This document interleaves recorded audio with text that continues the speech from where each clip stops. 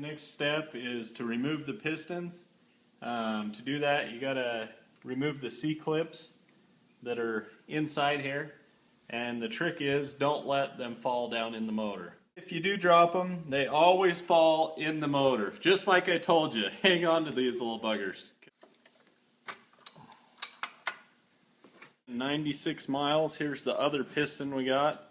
You can actually fill the groove through the glove right here at the bottom of the piston. So I don't think this motor would have lasted very long if he would have given us a call and had us put the Dragon Saber kit in there. We got our gasket cleaned off, our base gasket. Now we're going to take our dowels, alignment dowels, and we are going to place them in the two alignment holes there.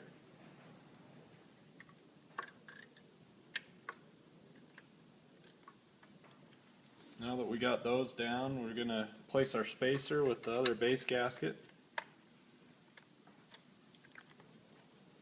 over the top. We got the wrist pin bearings, and I put a light layer of grease on those, keep them lubricated.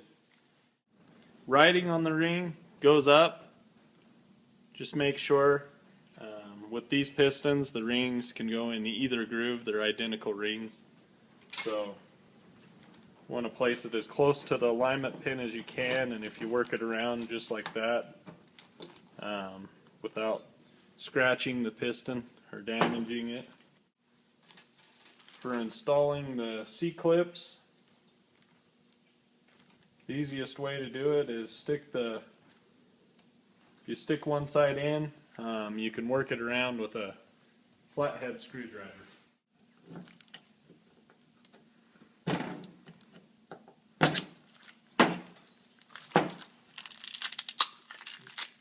And that's all you got to do to get them ready to go. The ring gap on these pistons should be anywhere from 12 to 25 thousandths. Apply a thin coat of STP oil treatment. I like to use this. It's a little thicker, so as your motor's getting warmed up, the oil's getting to everything. This helps stick to the pistons and the cylinders and makes it so that you don't get any scuffing in the first 5 minutes you start up your motor.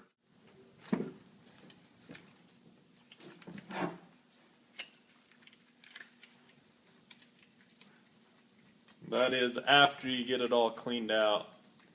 Make sure you get it nice and clean and ready to go back together. Get your cylinder ready. You got the pistons lubed, the cylinder lubed. Now you're all ready to go. The easiest way to do it is get your pistons close to equal height, but you want one a little taller than the other so it's a little easier to put in. And so we got this one up a little higher than the other. We get the rings compressed here, and it should go right on. The first one's always the easiest, so the second one's always a little harder. Now we got the monoblock on. We're going to get our bolts ready, and we're going to slide the injectors back into place here and get those back in so that those don't get damaged. And make sure that there's two sills on the injectors. You should have a green square looking sill on the outside, and then further inside you should have an O-ring. Make sure that both of those are there when you put them back in. And if any of the sills are damaged, make sure that they are replaced. This motor only has 96 miles on it, so we're not replacing any of the sills because they were just replaced recently. Now we're going to apply a Loctite, thin coat of Loctite on each of the bolts, and then we're going to put them in the holes here. Alright, we're going to just turn these in. This only goes up to 14 foot-pounds. Once we get them all nice and snug, about 15 to 20 foot-pounds, then we're going to go ahead and torque them with our torque wrench to 36 to 38 foot-pounds. We want to do these in a pattern. Start there, work over to the one on the other side there,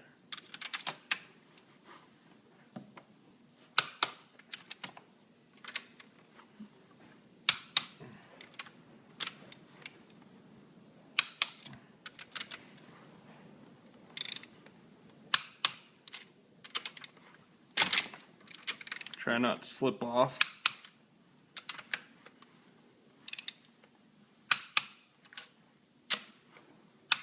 Make sure you got them all.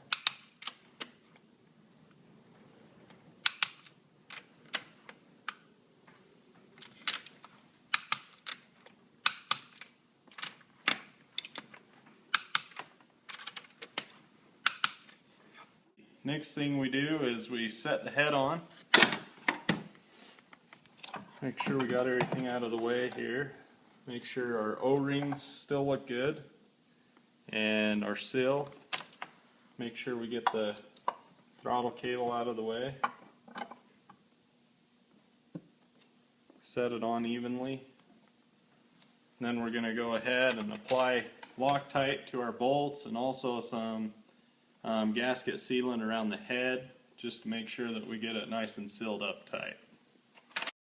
Okay, we're going to semi-tighten our bolts here again.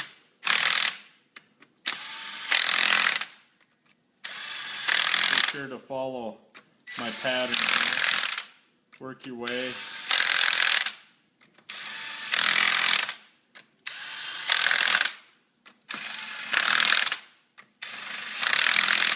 Again, we're just snugging them up there, and then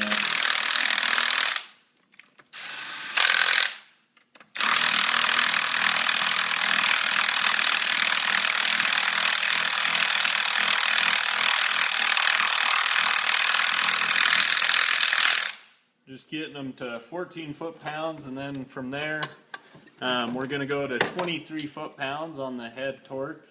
And we're going to follow that same exact pattern that we just did. All right, we're going to tighten up the coolant line and about 14 foot-pounds. Make sure you put both your spark plug wires back on. Make sure those are nice and snug. Also, your exhaust valve line here. And then don't forget your screws. Make sure to apply Loctite and tighten these into your injectors to hold your injectors on. And if you don't have a smaller torque wrench, the best thing you can use is a really small Allen wrench or a small wrench with a Allen head on it. Make sure and get them not overly tight because you can strip them, but make sure they're plenty tight so that you don't lose an injector. Okay, to wrap up, we got the zip ties back on our electrical line connecting to the injectors. Now we're just going to put our airbox on. The easiest thing, make sure on the bungee here you tuck it up under something so it doesn't fall back behind. And then as you put the airbox back in, you just want to watch, slip it back in, and then just kind of snug it. And wait until both sides snap into place over your throttle bodies, and then we're going to tighten back up the clamps, do our wire back up, and put in our bolt here, clip back in the fuel filter, put our cover back on, and put our clutch back on our belt, put our Y pipe on, and install the exhaust system back on the sled, and you're ready to rock and roll. You got an extra 6 horsepower under the hood, so you can pull your buddies. And remember to go to rebuiltsnowmobileengines.com. We hope this video helped you guys so that you can do it at home and see that it's not too hard. But if you still think it's out of your capabilities, give us a call and we're happy to refer you to one of our distributors. And we hope to keep you guys hammering and out on the hills instead of in your garage working on your sled.